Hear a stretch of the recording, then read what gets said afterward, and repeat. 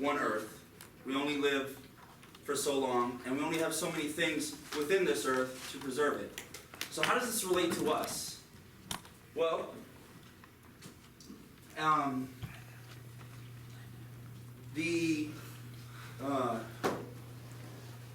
the South African, or the United States ambassador to South Africa said that we have to understand each other's culture, each other's values, the traditions around the world. Okay? Not only here in America, not only here on this island, but around the world. So the whole Kulea crew members are going around the world right now and trying to get traditions to bring back to our island home here to see what we can do for the future. Okay? So as it relates to us, do you think learning and accepting cultures is important to future sustainment as Army officers? I mean, this is an open-ended question, right? Yes. Okay, so how does this tie into us again? Well, on our midterm, even if it goes against your culture, what about human sacrifice? Okay? What about the use of playboys? Who knows what that is? No? Define it. Not anymore. Huh? They're sexually abusing little boys in Afghanistan. Uh-huh. And what had happened? Does anyone know? There was a captain, a Green Beret captain, and a sergeant first class who got in trouble for being the police chief. And the careers are over. Because they were going with their tradition and their culture. So now, as Army officers, how are you going to deal with that? Depends on my ROE. Exactly. Really, it comes down to meditation. Actually, it comes down to the medal. All All right, of come us. on, rein it in. Yeah. Take this seriously, because this is no small thing, all right? Yeah. These are the kind of ethical dilemmas that you joke about here, but when you actually experience them in real life, you're gonna be like, oh man, because you're gonna be torn. And you'll see this in our ethics class when you guys get taught this in the coming weeks. But there are some decisions that you're gonna come into as Army officers, and no matter what decision you make, at the end of it, you're gonna be thinking about that decision for the rest of your life. Just because you're being posed with that decision to be, that you as a leader have to make that decision, you will walk away from that a different person. Continue. Go ahead. I actually saw a really good interview, I believe it was CNN or one of those main ones. But so the interview is pretty much they're covering Sharia law on how it's the interviewee was trying to explain that not all Muslim countries should be stereotyped for practicing Sharia law, and that it's no longer viable in modern day society. And what the interviewer was trying to say that, oh well, all Muslims do this, and they take away women's rights, and there was a stoning for adultery, and just a whole bunch of outdated stuff, things like that. So what the interviewee was trying to explain was that if you educate yourself on like the reality of the religion or the culture or its context, you can actually debate it. And I actually used it in my midterm to where, well, if the intent of the sacrifice is, for an individual sacrifice for the greater good of mankind, my argument was like, well, isn't the bigger sacrifice is to keep the peace with our partnership by just keeping it reenactment instead of an actual live, sacrifice using, instead of doing executions, I mean. So if you, as a platoon leader or as a leader in any, cultural exchange, if you educate yourself in that culture and try to understand it in their point of view, but updating it to like, well, in today's society, Sharia law no longer is viable, and the examples of these, are like Turkey, a Muslim country, no longer, has, same female leadership, or even more female leadership as in the United States. Similar in Indonesia, like they have a lot more where it's not as practiced, and you're just doing stereotypical, incidents is isolated like in Iraq or in Pakistan or something. So by educating yourself as a leader, you're able to dial it better and not see yourself as just like a biggest or an ignorant person. and it, again, it will assist you in conducting yourself and doing a better, courses of action when it comes to this stuff. Yeah, you do bring up a good point. You need to, as future officers, you need to learn about different cultures. You need to get involved into their way of living, and whether left hand, right foot, right foot, bottom of the feet, all that kind of stuff. So that's why I brought up this. Huh? Okay, go ahead. That's it. Sorry. Alright, moving on. I'm gonna be covering the world news. A lot of you have probably been following the attacks that happened in Paris. I've chosen not to go with that because I think it's pretty well posted everywhere on the internet. You've probably seen a lot about it. A lot of you probably know more about it than I do, so going in a different direction here. See if this loads right. Alright, just a quick little video. Hope you get oriented to where we're going. Does anybody know where this is? The country will be highlighted close. What's the proper name for it now? Myanmar. Yeah. Sorry.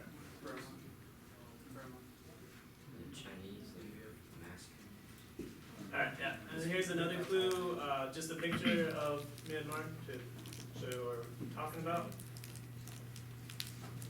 Alright, so the news about it is that for the first time in anywhere in recent history, they've elected a bunch of kind of Democrat or pro-democracy people into their government.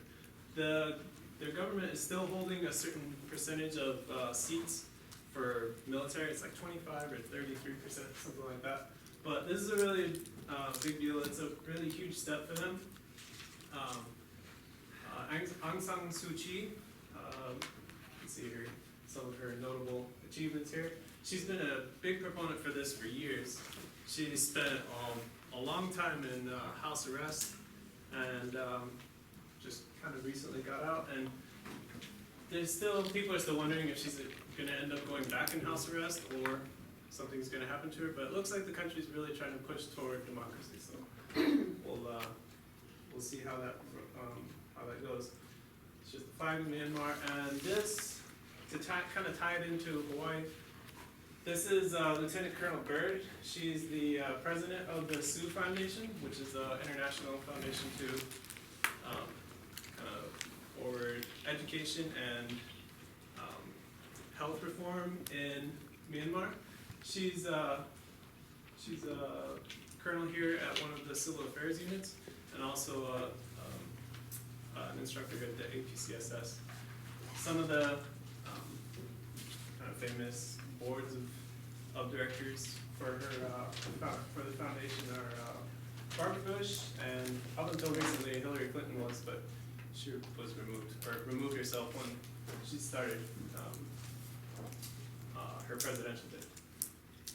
And another reason why this really matters, Myanmar is part of ASEAN, which is these countries down here. It's the Association of Southeast Asian Nations. You don't hear about them a whole lot in the news, but the U.S. actually deals with them quite a lot, especially in this rebalance toward the Pacific. We actually have somebody attending their meetings probably almost daily, and we've actually hosted their regional forum here a couple of times recently. And this red line is the east-west trade route. It's one of, if not the busiest trade route in the world. As you can see, Myanmar stretches right down here into the Strait of Malacca, which is a really important area for trade. So having a stable democratic country there is going to theoretically help everybody. And that's it for me. Good afternoon, everyone. My name is Gidette Kende. So my topic will be all about the PTSD and death row. So despite PTSD, veterans end up on death row. So 300 out of 3,000 vets, some of them have PTSD, end up in death row. And one of them is Courtney Lockhart. He is an Army veteran. He used to be a computer operator for artillery cannon. He was deployed in Ramadi, Iraq. It's one of the deadliest part in Iraq during that time of his deployment in 2004. He was there for 16 months. In his brigade, there were 64 members who died in his brigade during his deployment. And another thing, when he came back from Iraq around 2006, he was busted for marijuana abuse. And instead of actually finding out what's going on with him, they immediately just gave him, UCMJ, Article 15, all the duties the extra duties and stuff. Who's they? His commander, sir. I don't like pronouns. Okay, I'm sorry, sir. So, after that, around May of 2006, he ended up with a fight with 2 soldiers. And it got into a physical fight, and then it got really very bad that he threatened those 2 soldiers that he's gonna kill them. So he ended up being court-martialed, and then got into jail in 2007, and according to his commander, that his behavior is related to his substance abuse. So he was not given any counseling or nothing, or no check on his behavioral health. So in 2008, he committed murder. He killed Lauren Burke. She is a freshman student in Auburn University. 5 days after that, he committed 4 robberies. So, at the end, he ended up being given life imprisonment by the jury, but then the Alabama Circuit Court judge decided to overrule the jury's decision and ended up giving him death penalty. So, in addition to that, according to the report, there were actually 12 soldiers by 2010 from his brigade who committed attempted murder or murder. So my question now is, first, do you think imposing capital punishment on vets diagnosed with PTSD should be reconsidered despite the grievous offense? Do you think it needs to be reconsidered, or are you just gonna skip all those processes and then if they actually happen to be a serial killer, then you're just gonna sentence them to death penalty? Go ahead. Do you know why the judge overruled it already? The judge overruled it because he also looked into his other crimes, which are the robberies. That's the one that he attested to. And that was it? Yeah. And then that murder, and it's in Alabama, so Alabama is one of the 3 states that can actually overrule the jury's decisions. So, from what I understand, the jury only recommends sentencing, and Yeah. the judge actually, he's the one who decides the sentence. So the jury probably recommended Yeah. a life in prison over that, not that they actually sentenced him to life in prison. Right. So he just took their recommendation, and, I think like 90, typically he'll take a recommendation, so I mean, in a sense, right, so he like overrules it or whatever, but technically not. But I mean, you would think that he would have had to have like been, I thought that there'd be something else that happened in order for him Yeah, that's to take that step. Yeah, I looked into that, and that's the reason of the judge, that if only the jury also know about his other robbery crimes, then maybe they would also consider death penalty on him. Do you know what brigade this was? I was trying to look into, the only thing that was shown is he belongs in Fort Carson, Colorado. I think they're probably 2 ID, okay. Yeah. Two ID. 2 ID, the guys that were 2006 from Audi? They're Romani, yeah. 2 Was ID. he diagnosed with PTSD Yeah. before? No, They went from because he Korea- refused to that get. brigade was Yeah, the Korea to. And then, now I'm gonna direct it to you guys as a future leader, future lieutenant. As a future leader, imagine that you are Lockhart's brigade commander and realize that 12 of your soldiers committed crimes triggered by PTSD. What would you do to prevent this, and can you actually do something about it? I think just looking at this and seeing how no one really checked up on him, Yeah. like none of his friends, let that be a learning lesson for us, because we're gonna run into our soldiers and also our buddies. They're gonna be like that. We gotta continually check on them. So maybe we do that, this wouldn't happen. So I think we definitely have a responsibility to eliminate the stigma about receiving help if you have or mental health issues. And then as well, we talked about family resources last week, but just letting your soldiers know what resources are available to them because they're pretty endless, especially on post. So I think you have a responsibility to advocate for utilizing those resources. Even if you do that, even if you just say, hey, listen, you can go to these kind of things, you know, you're still, as a leader, think about the message that you're potentially sending right there. Just by saying, hey, you have these options, you know, okay, then you kind of slide it off to the side, you know. So I went so far, just as a recommendation to you guys, what I did is I went so far as that if people went and utilized those resources and actually used that for a means of recovery and came back and were actually better off because of it, with their permission, I would actually commend them in front of the company. Say, hey, listen, it works. Give them an opportunity to say, hey, listen, it works, you know? That's what gets people more when they see their peers, and they see their brothers and their sisters go through and actually use these systems and be successful with them. You know, I use my personal experiences with it too. Okay, I've talked to MFlex, I've talked to psychologists and stuff like that in the Army, and it helps. It helps a lot. Okay, and what you guys will and what will end up happening is it's that perspective that you can give the team.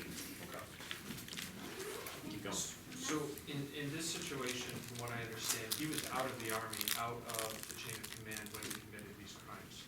And he was kicked out for drugs and threatening, right? Part of the chapter process is to ensure that they have a psychological evaluation. It was a chapter though, it was court-martial. So if you get court-martialed, you lose all your benefits. So you don't have to get a psychological evaluation before separation? So, Yeah, not that I'm tracking, that's a great question to find out. That's what legal Because said. I know that I actually had one of my soldiers get, I mean, he got court-martialed, he's in Leavenworth right now, and he did not receive a psychological evaluation to the best of my knowledge. The only thing that he received was we sent him to the battalion psychologist or psychiatrist, whichever one can't prescribe medication. And that person said, yes, this person is able to, you know, understand right from wrong. And that was a part of their packet when they submitted for UCM, for court-martial. That was it. No, based on my research, he did not receive any counseling. Is it within the realm of responsibility for a commander to force or order people to go see the psychologist? Yeah. So that's Absolutely. an option we would have if we notice somebody has, you know, these warning signs and stuff, we can mandate or order them. Also, can we request a psychologist come in and speak with everybody in the company individually? Absolutely. So that would be another course of action that would help. You can do that with MFlex too. Right. I'm gonna caveat me to what Captain Moore said. Yeah, that's fine and dandy, but really what I see here is a lack of, like, somebody didn't check on him, like, so, you know, there was no kind of due diligence or so. I mean, not to say that it would have prevented him, but it just seems to me that, like, you have these things that you have to do, we call them pressure checks, which is where you really get a chance to know your soldiers and talk to your soldiers and kind of figure out what's going on with them. And as leaders, we can, and it's easy to, you know, hard charge, be line straight for whatever you need to. And it takes it's really hard to do, and it really takes time, and it's a sacrifice of, you know, of time and energy and effort that you have to give to people in your platoon to really get to know them and finding out what's going on. Because I don't know, I mean, it's just a story, but I don't know, it just seems to me like the programs, yeah, you can go to Army One Source, you can go to ACS, but if you don't know your soldiers and you're not taking care of them, and, you know, I'm pretty sure if he went to work, he probably was showing signs of, you know? That's a good point too, but you gotta think about, you gotta gain that person's trust for them to confide in you, you know? So, for example, one telltale sign that I saw that there was an issue with command climate, or at least with the leaders in my company, was I had a soldier not call anyone in his chain of command when his wife was beating him in front of their two kids. And he called me on a Saturday. He said, I need help, I need you to come help me at my house. So I was like, okay, great, you know, at first I was like, man, you know, I'm glad that he trusts me, but then I was like, wait a second. Why didn't he call his team leader or his squad leader? What's wrong here? So that gives us something else to look at. So, Cause couldn't it potential the brigade commander get fired if 12 soldiers, I mean, your battalion, like murdering people, like, obviously something's going on. It's not just a random or he's not an outlier. Something's going on and there's a trend. It depends if there's a trend. We gotta wrap it up. Any last comments on this? All right, so the last slide. 33-year-old woman went into the Omaha Zoo and got bit by a tiger. It was a little bit after Halloween. She was drunk. And the Omaha Police Department said, just in case you had any doubt, if you pet a tiger, you most likely get bitten. all right, any comments on their presentation?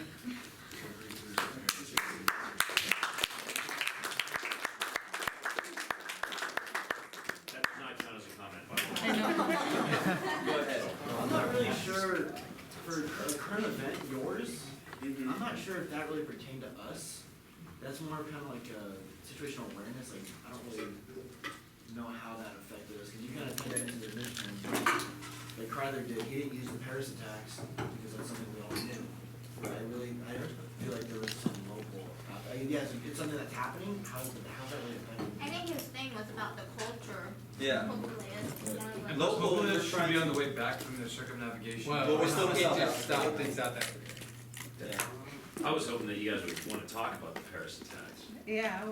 All the That's what I wanted spin-offs to and hear stuff like that, everything from We people, wouldn't you have- know, putting French flags up on their Facebook page and the argument whether or not, hey, is that self-serving, is that really helping anyone by me doing that? It's like half the Or people something just like that, you know, or, you know, all the spin-offs, you know, now we have 30 different governors that are telling the federal government that they don't want Syrian refugees to enter their state. There's so many different second and third order effects, so I mean, maybe next week.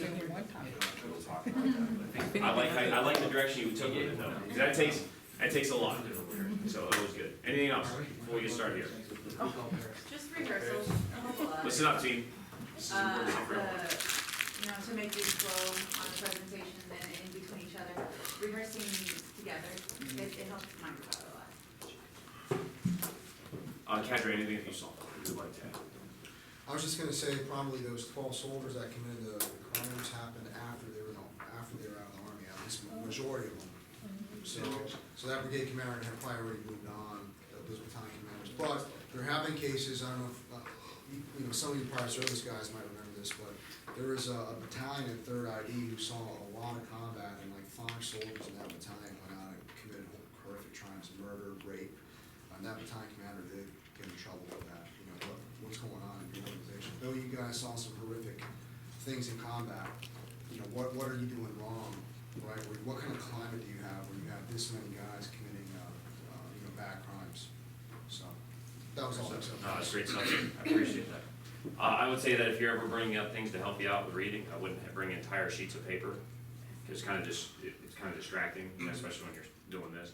Small, organized things. The reason I like cards as well is that sometimes on a large piece of paper, as you probably saw, you lost your place. Right. So as you go through your ideas, if you don't have much to search for in a small card, it makes it kind of easier to read. So you don't break up the flow.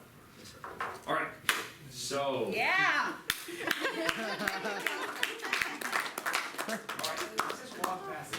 So, yeah. Is this where you give the quiz, sir? No.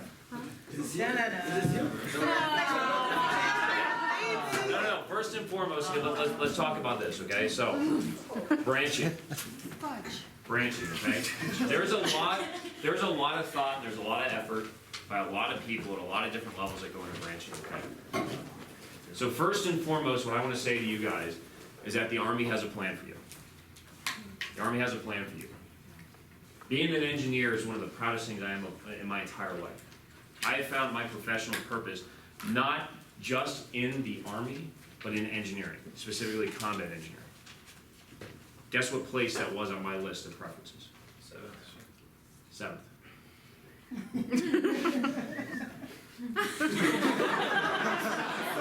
That's my XO. All right. 7. Can you imagine how I felt about that? My 7th choice, especially after I just graduated from college. Rellin helped me out here. Where are you, bud? Yeah, like when you're like engineering, right? When you're done with engineering, you're just gonna be like, oh my gosh, I don't wanna be an engineer for a while, right? So I was ticked. But the Army was right. The Army's talent management system was right. And I'm still here and I love that job. I'm thankful that I was wrong in what I preferred, what I asked for. So keep that in mind, okay? Keep another thing in mind. How people get pulled out of the OML and put into specific branches has a lot more thought into it than just saying, hey, listen, the top 10 guys, they get their number one choice, next 20 guys get their second choice. No, okay? Because what ended up happening if we did that, that would mean that some of the quote-unquote what people would typically look at as the less popular branches would never get would not get as many quality officers as they deserve. Okay? So, remember, this is based on not only what you prefer, but also needs of the Army. Okay? So if you're put into a branch that maybe you're like, why did the Army do that? Remain positive. Bloom where you're planted. Okay? Your people deserve it. And you might be surprised with what you come out of that. Take it as a compliment. Okay? Because if you're given a challenging position, that's the Army looking at you and saying, hey, listen, we're giving this leader this challenge. Okay? Does everyone understand that? So it's not just as simple, okay? As how you guys all run, okay? So, OERs. Let's talk about OERs. What? You guys aren't going to pay attention unless, no. Let me see. All right.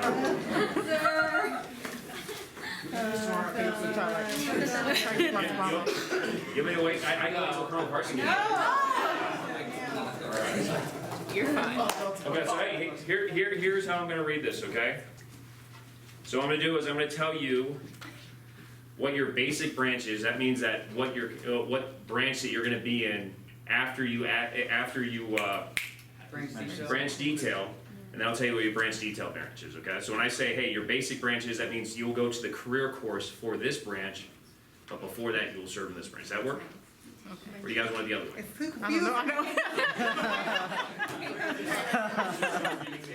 Okay, fine. Okay, so what I'll say is, okay, so I'll say, hey, listen, you are such and such branch detail this. When I say you are branch detail something, that means that's what you're going to start out in. Sound good? Is that all right? So now it's kind of like, when you're in the patrol base, right? I have peanut butter. I want crackers. So that way there's absolutely clear communication, all right? I'm stringing this along. I'm having fun with it. Okay. Baker, Joshua. What is it? That sucks for him. Infantry? Barry, Kyle. AG. Whoa. But until you go AG, get ready to go to Ranger School because you're in.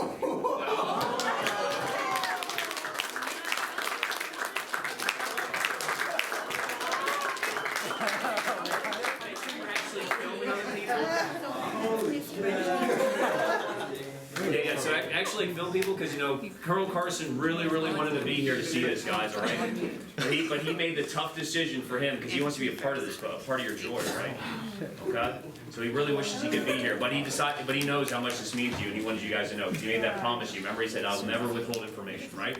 So that's why. Okay. So make sure, because he wants to share this. So make sure, Relin, you're actually, pretend you work for Warner Brothers for a second, all right? No. Oh, you want to do that? Nah, that's right. Oh, you do that? Yeah, come on over. Oh no, he's connected in. You can deal with it.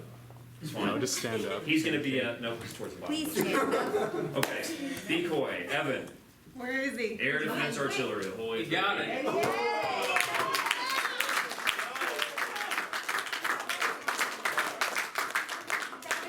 Brown, Joseph. AG. Branch Detail Chemical. Oh, no.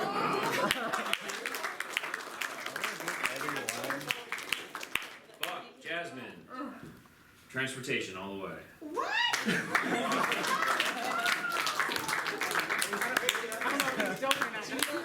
Dater. I'm so upset. Going to Ranger School, man.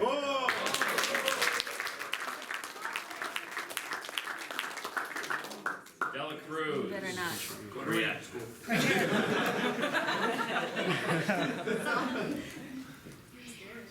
Military Intelligence Branch. Branch detail chemical.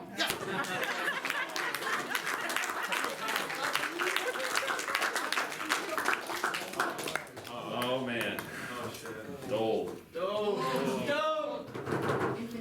Yep. Chemical. Well, I got one recommendation for you, Dole. Is that you better start running 5 miles under 40 minutes.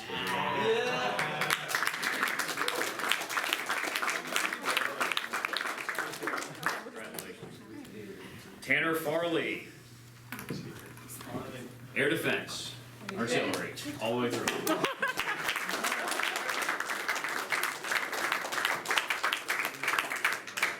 Lauren Hill's not here. Housey. Here, sir. Here, sir. I'm here. Finance.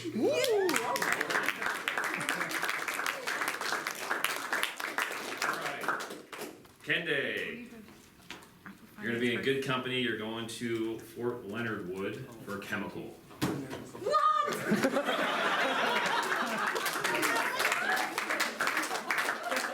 gonna get general. There you go. There you go. Kreidler. AG. Where are you, bud? Oh. Branch Detail Infantry.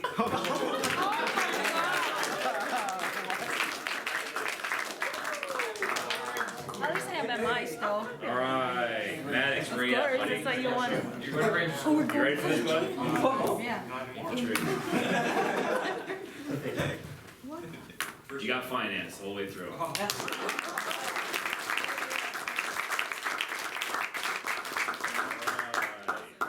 Matthew Mitchell. Where you at, bud? Nervous? No, sir. No? No. Okay, good, because you're gonna get real skinny at Ranger School. Buddy. I'm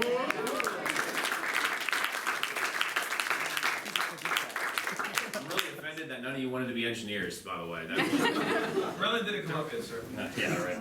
Engineers are. All right, lawnmowers. I can skip over. Nobody. You don't wanna know? MP. All right, tell me, sir. I gotta tell my wife, so. All right. Transportation.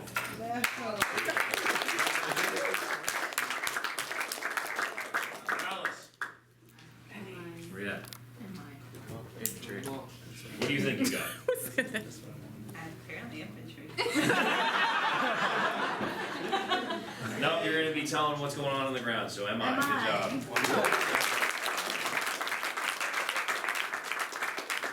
Wait, where you at? So you ready? Man, I hope you are. Signal, branch detail, infantry.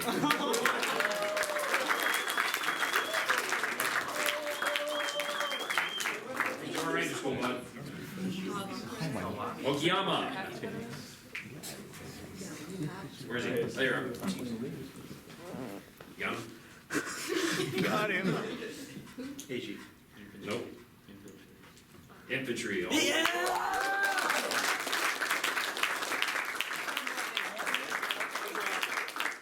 There you are, right behind him. All right, Roscoe. Infantry. Roscoe. Looks like you're going to be spending your career arresting people. You're going to be a military police officer.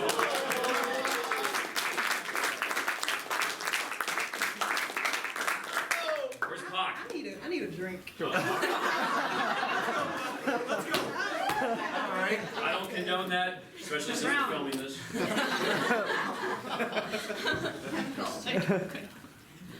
Should be no surprise. You got MS.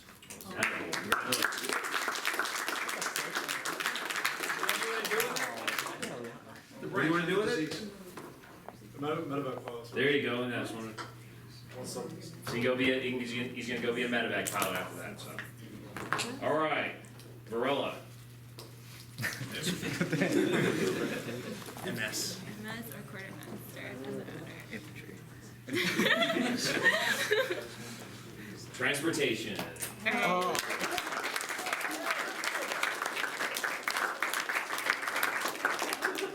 Did I miss anyone? Yes. What? All the W's. Yeah. Wilson. you're going to be an AG officer. What?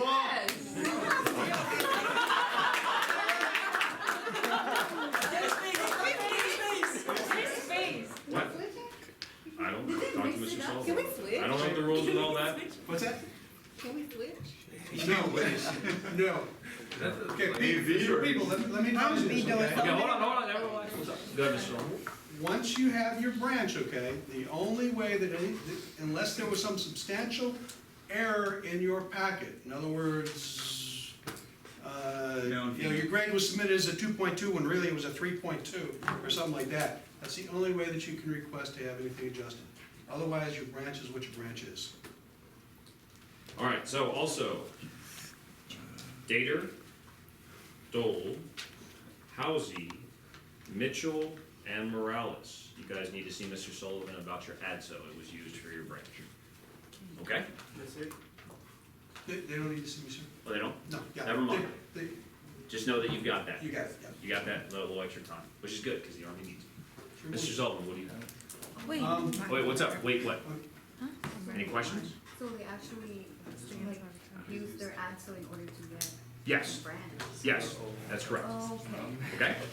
So those last 6 names that he called out, okay, they used your ADSO, so you have an additional 3-year service obligation.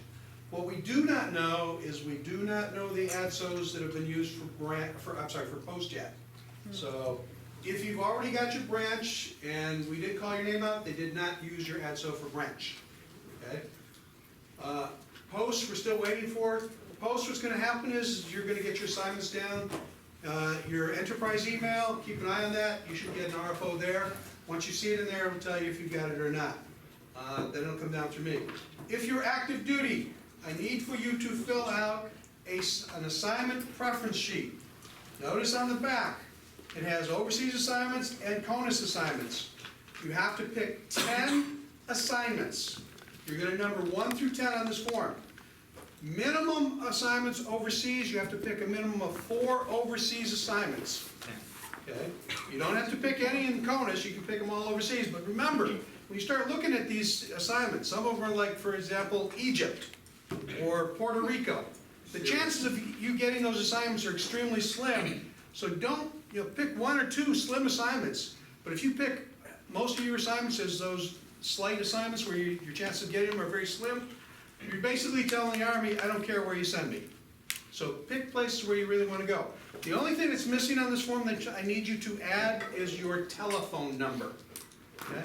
So I'll go ahead and have these passed out. This is for active duty soldiers. Soldiers who are going guard or reserve. Who's guard or reserve here? Have you gotten your assignment, your branch assignment from them?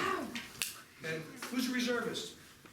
Okay, I know we've got one over there, she's got her assignment. Have you written in to get your assignment? Other than emailing? You gotta keep emailing. If you don't get anything back in 2 weeks, keep writing. Am I right, Carnegie? Yes, All right, Mr. so- Sullivan. She wrote to him like 6 times. I got to teach. Okay. Any immediate questions right now that can't be addressed at the end of class? Come see me if you need any questions. Okay, all right. Now, hey, here's what I need from you guys, okay? Today we're gonna be talking about NCOERs and OERs, all right? So I know you guys just found out some information. It's gonna dictate a lot of what is gonna be with your future, okay? Some of you have said that you're gonna go out and, find a way to relax. Okay, but what I need you to do is I need you to be present here and now. Because OERs and NCOERs are incredibly important. Which one's more important? So the officer evaluation report or the non-commissioned officer evaluation report, which one's more important? NCOER, why? Could we write them? That's right, because you write them, because they're about your team.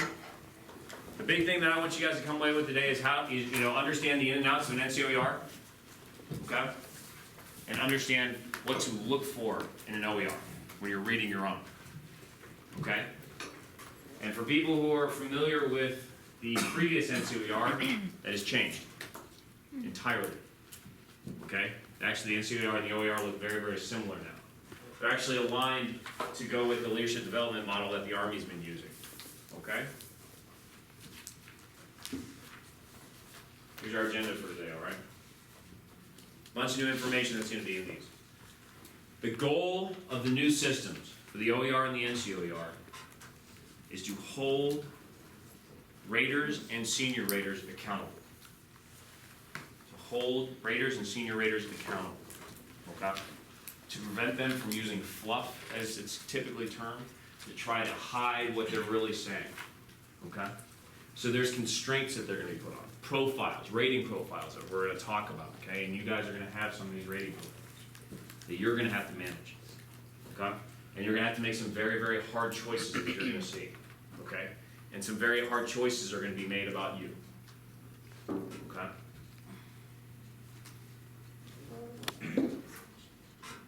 Here's the rest of the agenda.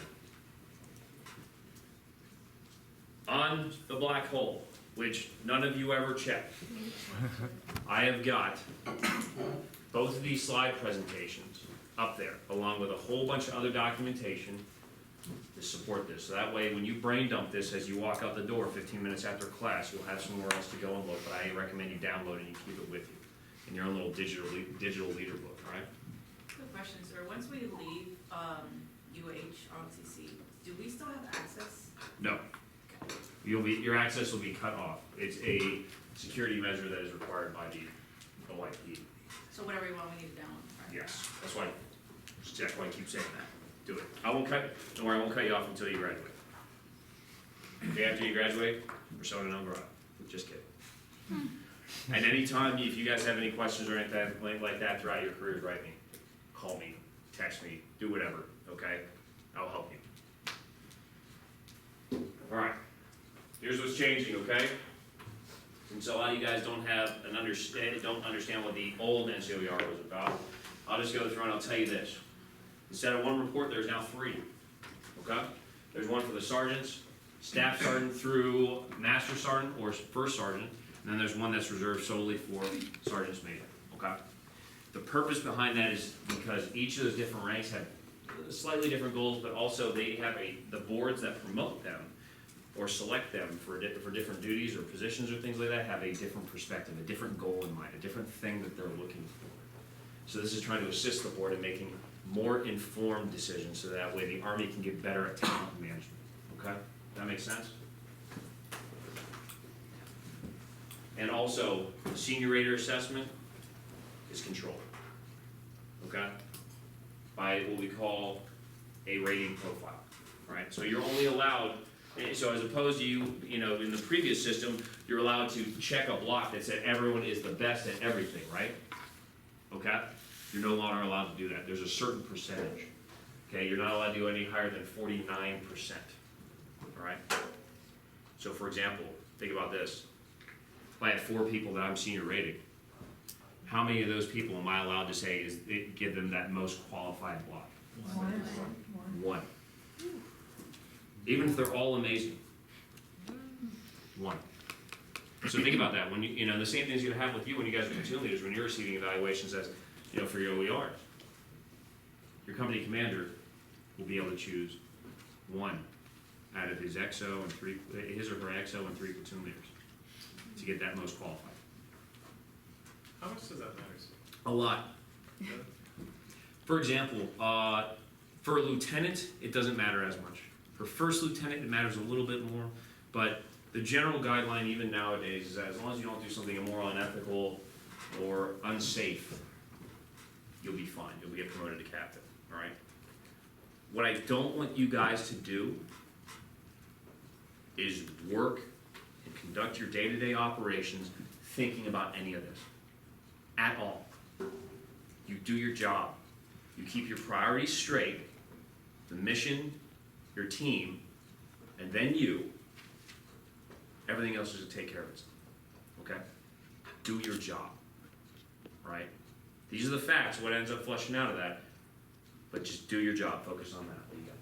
So I heard some, even though if you don't get a first slot and your senior rater likes you, he can put inside the block saying that, yes, even though he was in the first, he's still an outstanding officer. Yeah, absolutely. That's what we call saving them in verbiage, and we're gonna be able to get into that. You're exactly right. So there are ways to take care of you. Okay, there are ways to take care of you. But for example, the higher and higher up you get, it becomes more and more important. For example, the current board that is gonna select captain to major, people who only got 1 of that top block out of the last 5 did not promote well. Okay? So it becomes more and more important. But there's a whole bunch of stuff that goes into that, right? So the board looks at you getting that top block in more important developmental positions, okay? So say for, remember we talked about key developmental positions when we did our S1, okay?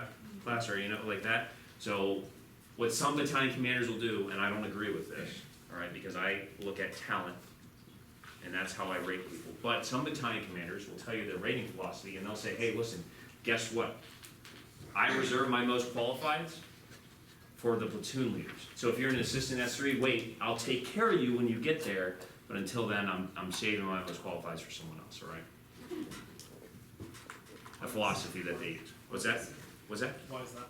Because they look at the platoon leader time as what's gonna have a better effect on their career. So it's like saying, hey, listen, a brigade commander saving most qualified for people who are going to be in their company command time, okay? Like I said, don't worry about this too much.